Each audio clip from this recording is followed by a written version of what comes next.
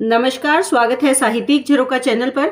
हम कर रहे हैं जयशंकर प्रसाद जी की रचना कामायनी का श्रद्धा सर्ग। तो आइए आज की व्याख्या देखते हैं।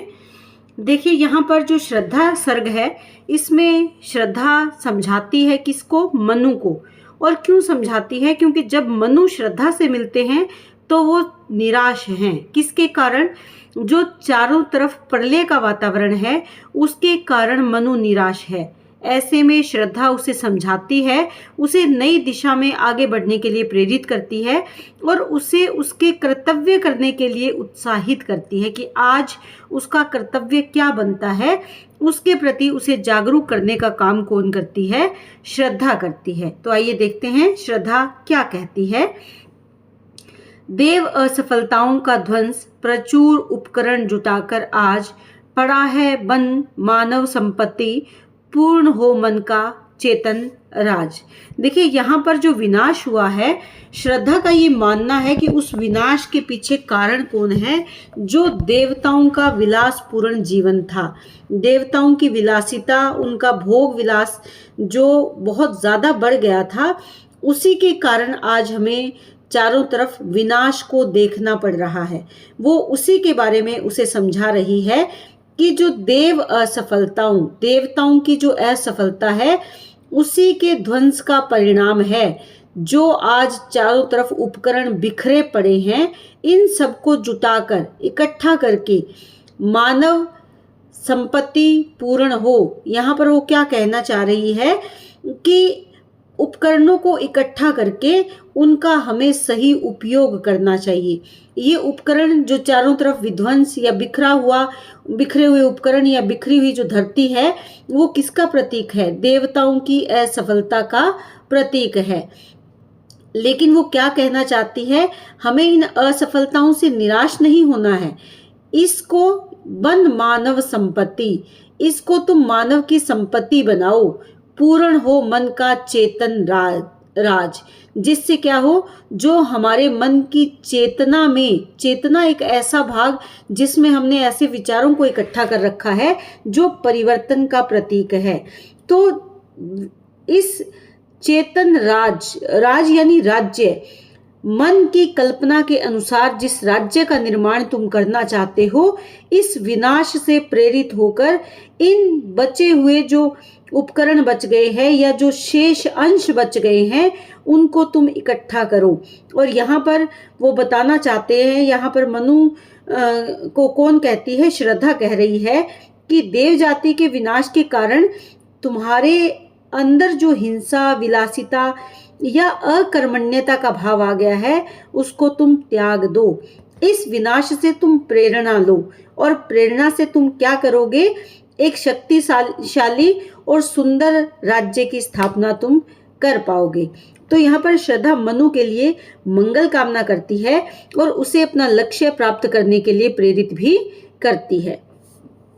चेतना का सुंदर इतिहास, अखिल मानव भावों का सत्य, विश्व के हृदय पटल पर दिव्य अक्षरों से अंकित हो नित्य। यहाँ पर मनु को श्रद्धा समझाते हुए कहती है, उसे प्रेरित करते हुए कहती है कि चेतना का सुंदर इतिहास यानी बीता हुआ समय, वो कैसा? चेतना क्या है? जो मन के भाव है, उच्च भाव है, उदात्त भावों से युक्त सुंदर इतिहास की तुम्हें रचना करनी चाहिए। क्योंकि यहाँ चेतन राज्य यानी मन की कल्पना के अनुसार राज्य, उसी राज्य की यहाँ पर बात कर रही हैं कि जो तुम्हारे चेतना का सुंदर इतिहास, क्योंकि आने वाले समय में जो वर्तमान समय है वो इतिहास में बदल जाएगा। आज अगर हम कल के दृष्टिकोण से देखेंगे तो आज इतिहास हो जाएगा। अब जो समय है वो 10 मिनट बाद भी इतिहास में ही गिना जाता है। तो यहाँ पर वो कह रही है कि आने वाले समय में तुम्हारे इस चेतना का सुंदर साम्राज्य एक सुंदर इतिहास की रचना करेगी, या इतिहास की रचना तुम करो। अखिल मानव भावों का सत्य, अखिल यानी संपूर्ण मानवता के भावों का सत्य हो, या जिससे संपूर्ण मानवता के भाव यहाँ पर कौन है? उत्तम भाव, ऊंचे भाव। क्योंकि जहाँ संपूर्ण मानवता के प्रति उदात्तता की बात आती है, उत्तम गुणों की बात आती है, तो वो एक सुनहरा इतिहास बनेगा। विश्व के हृदय पटल पर दिव्य अक्षरों से अंकित हो नित्य। और यहाँ वो क्या कह रही है कि संपूर्ण विश्व के जो मनुष्य हैं उनके हृदय पटल पर क्या सुंदर अक्षरों से अंकित हो, जो भाव है मानवता के, दया है, माया है, ममता है, करुणा के जो उच्च भाव हैं, सभी प्राणी इससे प्रभावित हो। इस प्रकार का तुम एक साम्राज्य, एक राज्य स्थापित करो, जिससे कि स्वर्ण दिव्य अक्षरों में, इतिहास में ये बात अंकित हो। तो यहाँ पर भी वो बताती है कि जो हम वर्तमान समय में निराशा को झेल रहे हैं, तुम इसका त्याग करके एक सुंदर इतिहास की रचना करो, ताकि आने वाली जो पीढ़ियां हैं वो तुम्हारे द्वारा किए गए कार्यों से प्रेरित हो और उनसे उनको कुछ नया सीखने को, नया जानने को और गौरव करने को इतिहास उनको मिले। विधाता की कल्याणी सृष्टि सफल हो इस भूतल पर पूर्ण, पटे सागर बिखरे ग्रहपुंज और ज्वालामुखियां हो चूर्ण। यहाँ पर विधाता कौन है? ईश्वर की कल्याणी सृष्टि, ये जो संसार है सफल हो इस भूतल पर पूर्णता प्राप्त करे। भूतल यानी इस धरती पर पूर्णता को प्राप्त करे। तो यहाँ पर वो क्या कहना चाह रही हैं कि परमात्मा की जो मंगलकारी सृष्टि है, जो मंगलकारी ये संसार है, ये पूर्ण सफलता प्राप्त करे। देखिए, संसार में सफलता कब होगी? जब चारों तरफ विश्व बंधुत्व का भाव होगा। और हम सब जानते हैं कि जयशंकर प्रसाद की कामायनी का जो मूल उद्देश्य है वो विश्व बंधुत्व है। संपूर्ण विश्व कुटुंबकम की वो बात करते हैं।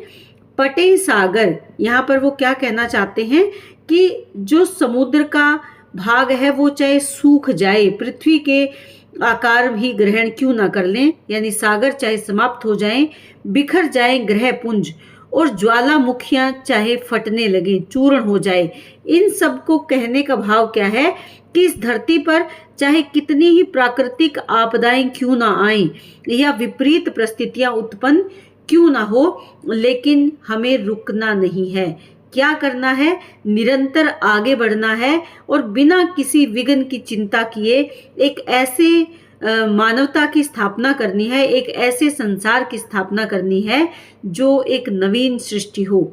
इस प्रकार का निर्माण करने के लिए प्रेरित कर रही हैं। कौन कर रही हैं? श्रद्धा कर रही हैं। और किसको कर रही हैं? मनु को कर रही हैं। तो ये बातें आप यहाँ पर ध्यान में रखें। उन्हें चिंगारी सदृश सदर्प कुचलती रहे खड़ी सानंद, आज से मानवता की कीर्ति अनिल भूजल में रहे न बंद। देखिए, चिंगारी सदृश, सदृश यानी समान। एक चिंगारी जब जलती है और उसको अगर रोका नहीं जाता तो वो कचरे के ढेर को या सूखे हुए तिनकों को एक पल के लिए अगर देखे तो एक पल में उनको जला डालती है। लेकिन अगर उस चिंगारी को ही बुझा दिया जाए, कुचल दिया जाए, तो क्या होगा? वो आग वहीं पर रुक जाएगी। तो यहाँ पर कहने का भाव यहाँ क्या है कि चिंगारी को पैरों से कुचल दिया जाए तो वो तिनकों के ढेर को कोई हानि नहीं पहुंचा पाती। इसी प्रकार मानवतावादी कार्यों का विरोध करने वाली जो शक्तियां हैं उनको चिंगारी के समान कुचल दिया जाए तो खड़ी सानंद, आनंद के साथ, चिंगारी जब घमंड से उन सूखे तिनकों को जलाती है तो वो आनंद के साथ उनको देखती हुई या घमंड करती हुई प्रतीत होती है। लेकिन अगर उस चिंगारी को समय पर ही समाप्त कर दिया जाए, यानी मानवतावादी कार्यों को आगे बढ़ने से रोकने वाली अगर शक्तियों को तुम कुचल डालोगे तो एक शक्तिशाली राज्य की स्थापना तुम कर पाओगे। आज से मानवता की कीर्ति अनिल भू और जल में रहे न बंद। कि मानवता की जो कीर्ति है, कीर्ति का मतलब जो चारों ओर उसका यश है, वो अनिल यानी वायु, भू यानी धरती, जल अर्थात हम कह सकते हैं पाताल लोक, यानी यहाँ पर देखें तो वायु लोक, पृथ्वी लोक और जल यानी पाताल लोक में कहीं पर भी मानवता की कीर्ति बंद ना रहे, अर्थात कहीं पर भी कोई ऐसा स्थान ना रहे जहां मानवता का यश ना फैले। मानवता यानी जो मानवतावादी दृष्टिकोण है, जो कल्याणकारी दृष्टिकोण है, वो प्रत्येक कण कण में फैल जाए, प्रत्येक जगह उसी कल्याणकारी भाव की स्थापना करनी चाहिए। तो यहाँ पर अगर हम देखें तो सुंदर उपमा अलंकार का प्रयोग किया गया। इसके साथ साथ देखिए चिंगारी का यहाँ पर मानवीकरण किया गया है, ये बात आप यहाँ पर ध्यान दें। ओज गुण है और वीर रस का सुंदर परिपाक यहाँ पर हुआ है। जल्दी में फूटे कितने उत्स द्वीप कच्छप डूबे उतराएं। जल्दी यानी सागर में, जब सागर की लहरें चढ़ती हैं उतरती हैं, उत्स यानी धाराएं, तो कितने ही द्वीप कितने ही कच्छप डूबे उतराए। उन द्वीपों को देखकर कैसे लगता है, जैसे कछुआ देखते हैं हम, वो पानी में कभी नीचे चला जाता है, फिर उसके ऊपर का खोल दिखाई देता है, वैसे ही द्वीप सागर की लहरों में, उत्स यानी धाराओं में इस प्रकार डूबते और ऊपर आते दिखाई देते हैं। यानी लहरें इतनी तेज हैं कि द्वीप कछुए के समान डूबते और बाहर आते दिखाई देते हैं। किंतु वह खड़ी रहे दृढ़ मूर्ति, अभ्युदय का कर रही उपाय। लेकिन वो यहाँ पर कौन है? खड़ी रहे। हमारी जो धरती है वो खड़ी रहे मूर्ति में होकर, उस पर किसी प्रकार का कोई प्रभाव नहीं हो, चाहे कितने ही जलमग्न वो क्यों ना हो जाए, कितनी ही प्रलय क्यों ना हो जाए, लेकिन यहाँ खड़ी रहे दृढ़ मूर्ति। दृढ़ मूर्ति धरती के साथ यहाँ पर हम मानव को ले सकते हैं कि मानवता की या मानव दृढ़ मूर्ति के रूप में खड़ा रहे, या मानव जाति इस बात की परवाह ना करे और वो दृढ़ता के साथ खड़ी रहे। अभ्युदय का दोबारा से उदय हो, यानी दोबारा से उन्नति का वो क्या कर रही है? उपाय कर रही है। विश्व की दुर्बलता बल बने। इस संसार में जो दुर्बलताएं हैं, यानी जो संसारिक बाधाएं हैं, वो सब उनसे बल प्राप्त करे। पराजय का बढ़ता व्यापार। पराजय यानी चारों तरफ जो हार हो रही है उसका सामना उसे कितना ही करना क्यों ना पड़े, यानी चारों तरफ चाहे पराजय का वातावरण क्यों ना बना रहे, हंसता रहे उसे सविलास। शक्ति का क्रीड़ा में संचार। लेकिन क्रीड़ा में यानी सुख में संचार उसमें किसका होता रहे? शक्ति का। परंतु वो पराजय से हार ना माने, बल्कि शक्ति और सदृढ़ता बनाए रखे। इससे जो मानव जाति है वो मनोविनोद हंसता रहे, यानी मनोविनोद करता रहे। शक्ति के विद्युत कण जो व्यस्त विकल बिखरे हैं हो निरुपाय। यहाँ पर वो क्या कहते हैं कि शक्ति के जो विद्युत कण यानी बिजली के छोटे छोटे कण जो बिखर गए हैं, विकल बिखरे हैं। विकल का मतलब टुकड़े टुकड़े होकर या टुकड़े होकर जो बिखर गए हैं, निरुपाय जिनका जो उपाय से रहित हैं, लेकिन समन्वय उसका करे, समस्त विजयिनी मानवता हो जाए। यहाँ पर श्रद्धा ये नहीं कहती कि शक्ति अगर बिखर गई है, टुकड़ों में बंट गई है, विभाजित हो गए हैं, तो तुम निराश हो जाओ।